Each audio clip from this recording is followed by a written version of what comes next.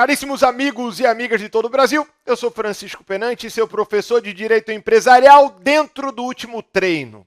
Olha, aqui em apenas 20 minutos eu tenho a responsabilidade de sensibilizar você para dispositivos que eu entendo podem aparecer na sua prova. Vamos lá? Olha, primeiro chamar a sua atenção para o mix que nós esperamos para a sua prova. Professor, deve cair uma questão sobre empresário. Isso, empresário e aqueles institutos que circundam o empresário, como estabelecimento empresarial, como nome empresarial, como capacidade, por aí vai.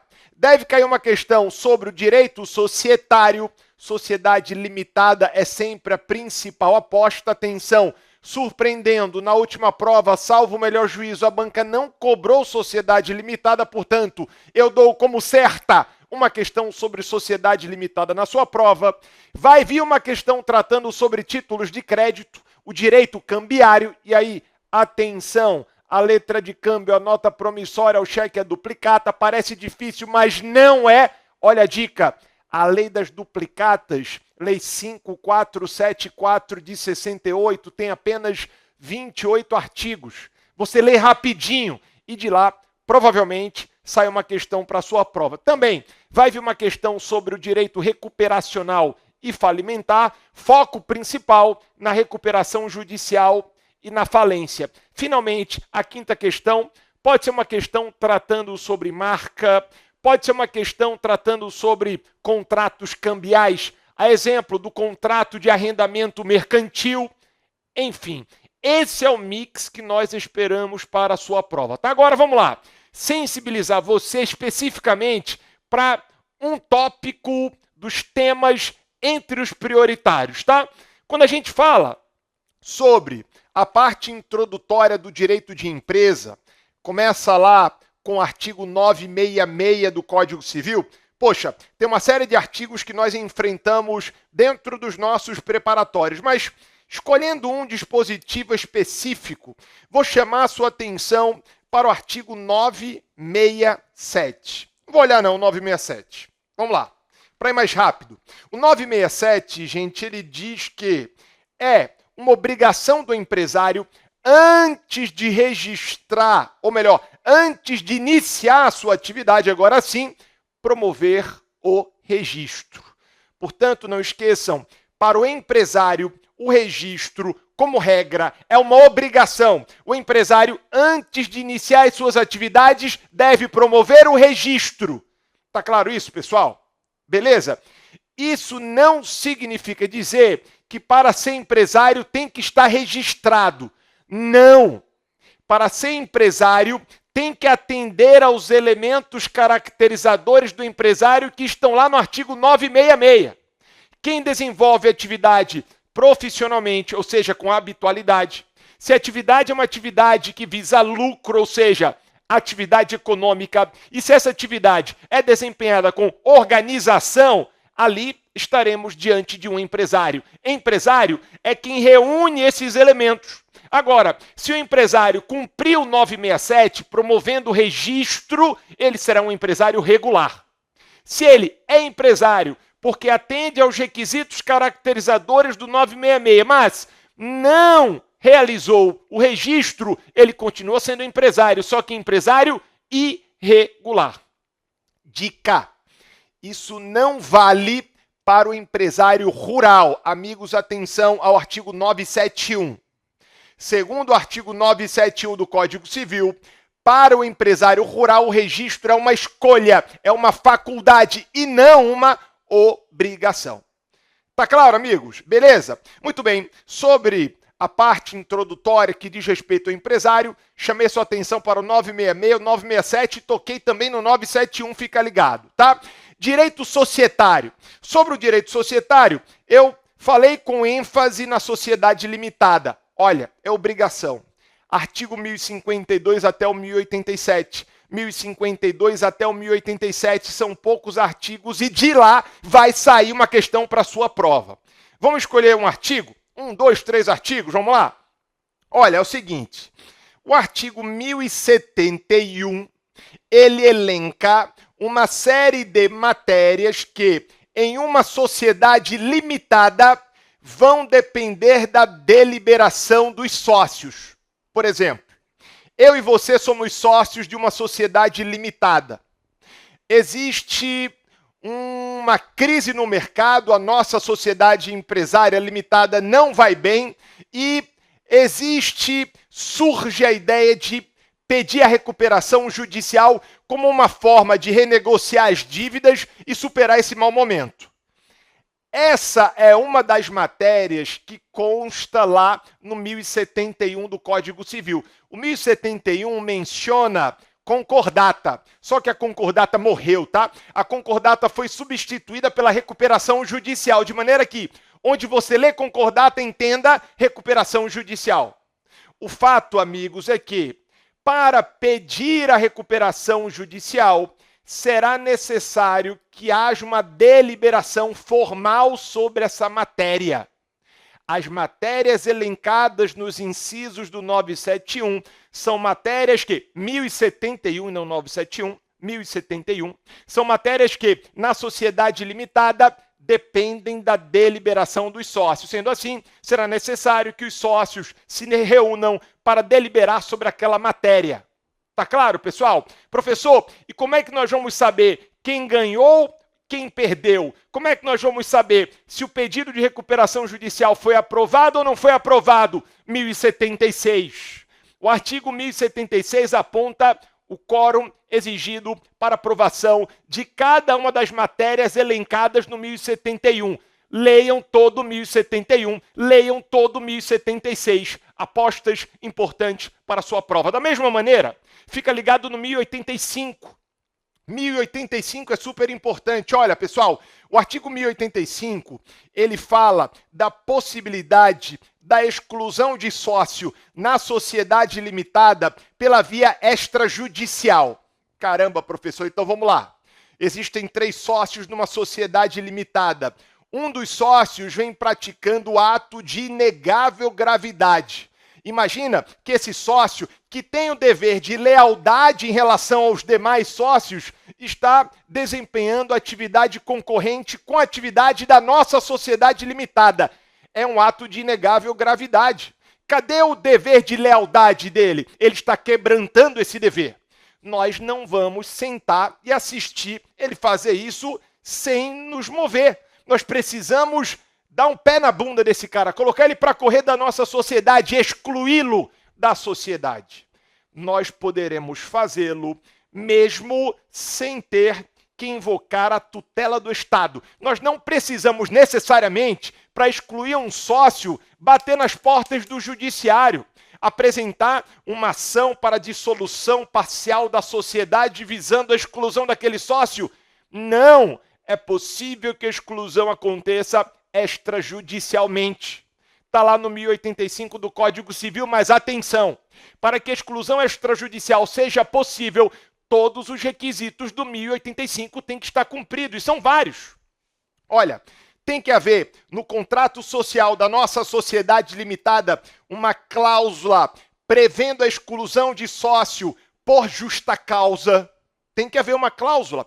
Tem que haver a convocação de uma assembleia, tem que haver uma reunião para deliberar sobre aquela matéria específica, a exclusão, dando àquele que se pretende excluir a possibilidade, claro, de se manifestar e de se defender. Olha, gente, uma série de requisitos serão exigidos para que seja possível a exclusão extrajudicial na sociedade limitada. Agora, detalhe mais importante de todos, não esqueçam que a exclusão de sócio da sociedade limitada pela via extrajudicial só será possível se o sócio que nós pretendemos excluir for um sócio minoritário, tá? Se nós pretendemos excluir um sócio majoritário, imagina, eu tenho 10% do capital da sociedade, você 10% e ele 80%. Nós queremos excluir um sócio que é titular de 80% do capital, sócio majoritário. Olha, nós poderemos excluí-lo sim, mas não pela via extrajudicial. Poderemos excluí-lo pela via judicial. Fica ligado no artigo 1030 do Código Civil, 1030. Olha, falei para você do 1071, do 1076, do 1085 e do 1030. Fechou?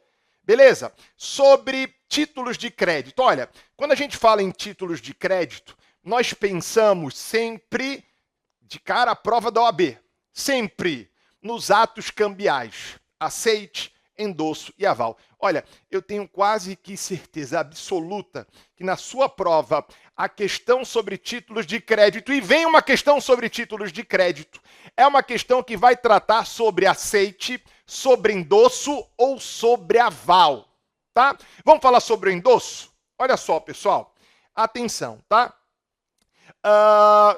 Imagina que eu sou portador de um cheque de 10 mil reais, tá? Eu tenho uma dívida com você de uns 50 mil e eu quero utilizar esse cheque como parte do pagamento dessa dívida.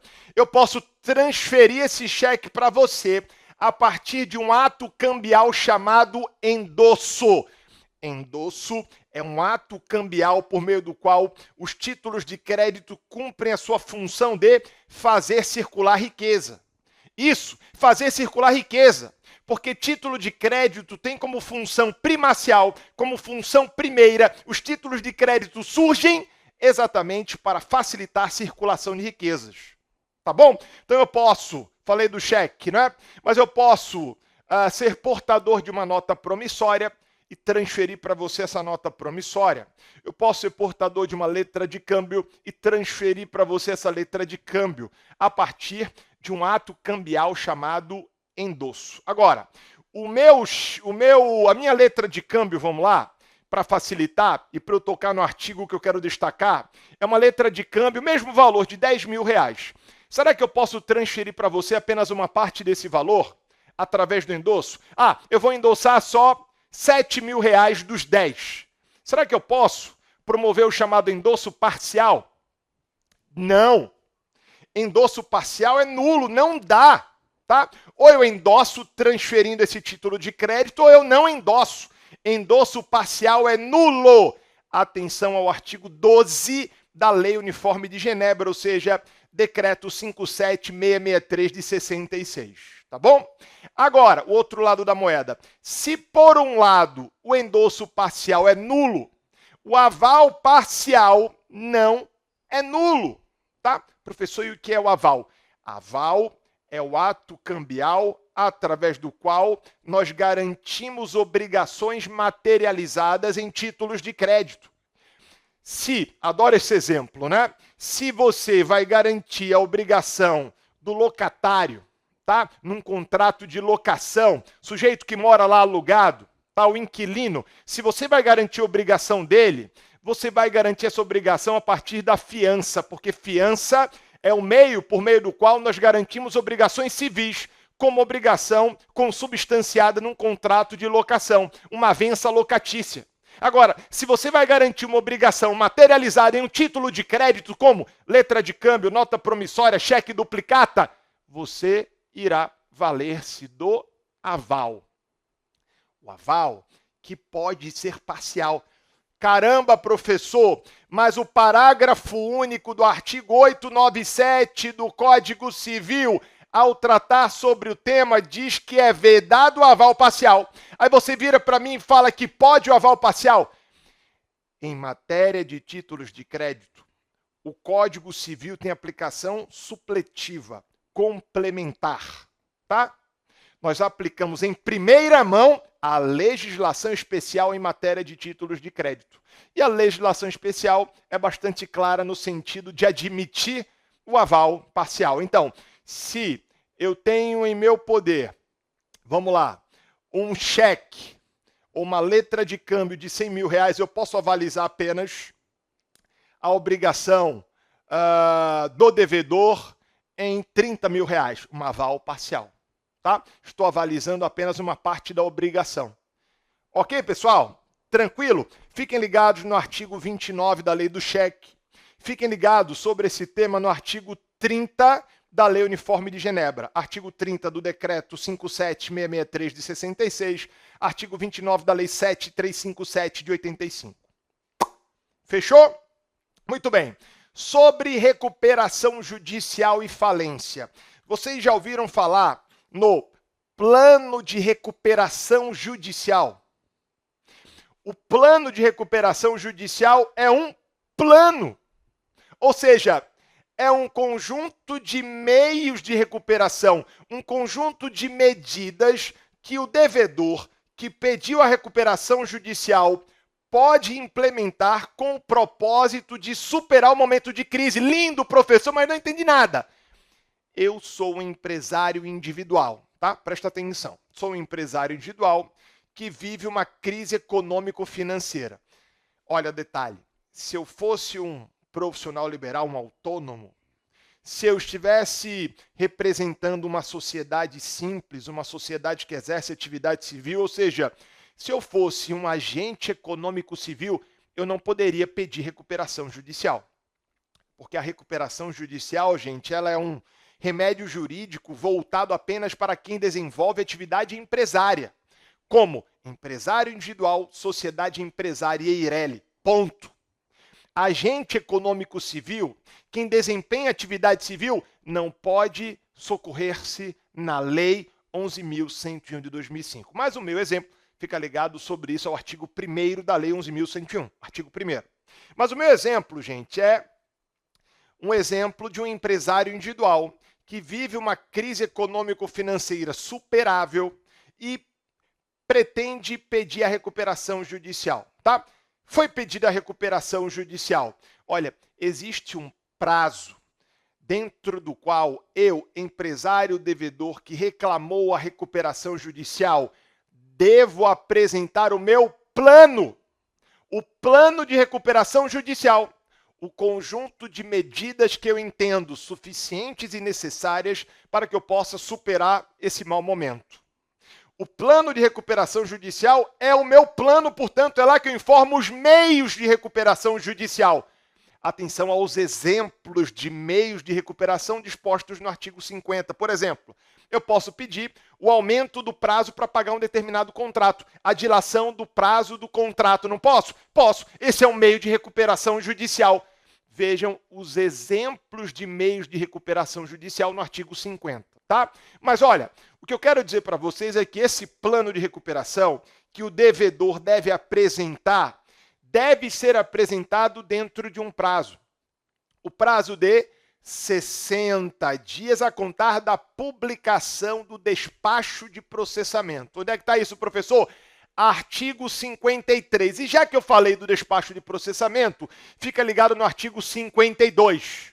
Chamei sua atenção para o artigo 52, artigo 53, artigo 50 da lei que trata sobre a recuperação judicial. Lei 11.101 de 2005, tá bom? Fica ligado também no tema nome empresarial.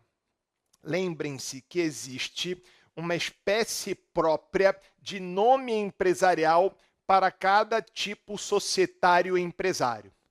Isso aí. São 5 tipos societários empresários no direito brasileiro, né? Nome coletivo, comandita simples, limitada, comandita por ações e SA. 1039 e seguinte do Código Civil. Tá tudo lá. 1039 e seguinte do Código Civil. Quero destacar o tipo limitada. Lembrem-se, o nome empresarial de uma sociedade limitada pode ser formado tanto pela espécie firma quanto pela espécie denominação diferença. A firma trata-se do nome empresarial formado a partir de nome civil. Já viu nome empresarial de uma sociedade empresária? Nome que é formado a partir do nome civil de sócios? Firma. Mas o nome empresarial também pode ser formado por denominação, tá certo? Ou seja, por elemento fantasia, ou seja, é um elemento diferente do nome empresarial. Eu gosto de utilizar o exemplo da Adverum Suporte Educacional Limitada, tá? Uma empresa parceira do SES, Adverum, percebam, é um nome empresarial formado por elemento fantasia, porque cadê o nome civil aqui? Tá encontrando o nome civil aqui de sócio? Não. Mas eu encontro um elemento fantasia, Adverum, e o ramo de atuação da sociedade. Suporte educacional, seguido do tipo societário, no caso, limitada. Para finalizar, quando o nome empresarial é formado pela espécie denominação, atenção, a referência ao ramo de atividade é obrigatória. Meus amigos, leiam os artigos 1155 e seguinte do Código Civil. Era isso que eu tinha a dizer a todos vocês. Muito sucesso na prova. A segunda fase de direito empresarial espera os empresarialistas, né? O mercado está cheio de vagas para vocês, tá? Cheio. Me ajudem. Pessoal, muito sucesso na prova, na torcida de todos vocês. Lembrem-se que vocês precisam apenas fazer 40 pontos. Tá bom? Beleza. Basta 40. Um beijo grande, sucesso. Vejo vocês na mesa redonda no pós-prova. Até lá.